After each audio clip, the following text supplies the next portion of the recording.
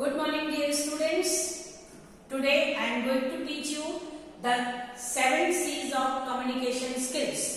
Means there are total 7 communications skills, 7 C's which are start from C's. That is the 7 C's of communication skills. That one is, first one is completeness.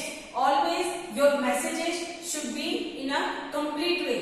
आप कोई भी message किसी को भेजते हैं तो आपका मैसेज कंप्लीट होना चाहिए. आधा मैसेज भेजेंगे तो आप कभी भी किसी को अंडरस्टैंड नहीं करवा पाएंगे, कोई समझ नहीं पाएगा. दूसरा है कंसिडरेशन.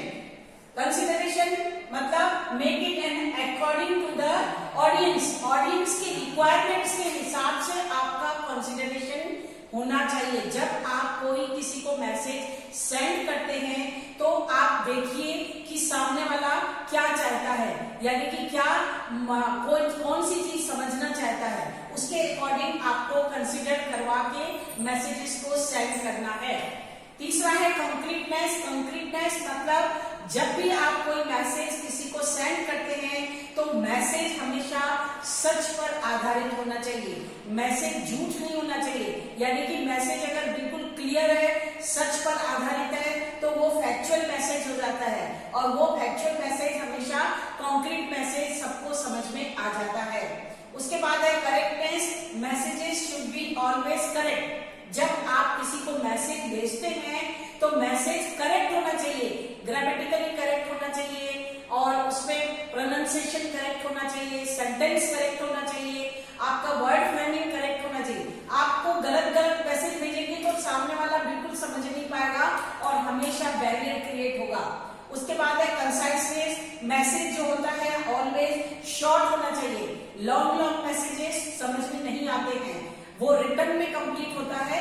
लेकिन अगर आप बोल रहे हैं या किसी को कुछ समझा रहे हैं तो शॉर्ट मैसेज के द्वारा आप समझाएंगे तो आपका मैसेजेस इजीली सबको समझ में आ जाएगा. उसके बाद है clarity. Clarity message should be clear and understandable.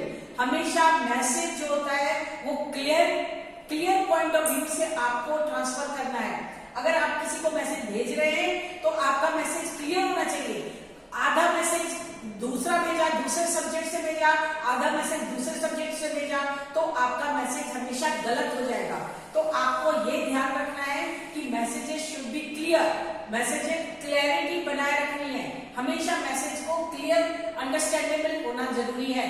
Last में है कर्सी. आपको मैसेज जो भेजना है वो कर्सी यानी कि आपकी एटीट्यूड पे, आपके ईगो पे डिपेंड करता है कि कर्सी आपने मैसेजेस किसको भेज रहे हैं वो आपको प्लीज करके, रिस्पेक्ट करके भेजना जरूरी है. जैसे कि मैं एक एग्जांपल बताना चाहूंगी आपको कि जैसे कि आपने किसी को एक कंप्लेंट लेटर लिखा. कंप्लेंट लेटर में आप उसको प्लीज करके लिखेंगे. यानी कि आप अगर आपके पास कंप्यूटर, मान लीजिए आपने कंप्यूटर 20 कंप्यूटर मंगवाए हैं और 20 में से आपके 5 कंप्यूटर आपको डैमेज कंडीशन में मिले, आपको खराब कंडीशन मिले, लेकिन आपने पेमेंट सब जमा कर चुके हैं. पेमेंट अगर जमा कर चुके हैं तो आपको अब उसको रिप्लेस कैसे करवाएंगे, तो एक लेटर लिखेंगे. तो उस लेटर में, कंप्लेंट लेटर में आपको प्लीज करके लिखना जरूरी है ताकि वो आपको जल्दी से जल्दी रिप्लेस करके आपको भेज दे.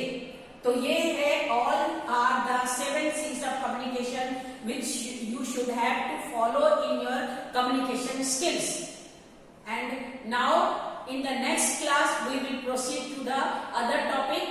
Till then you subscribe the channel and like and share. Thank you so much for watching.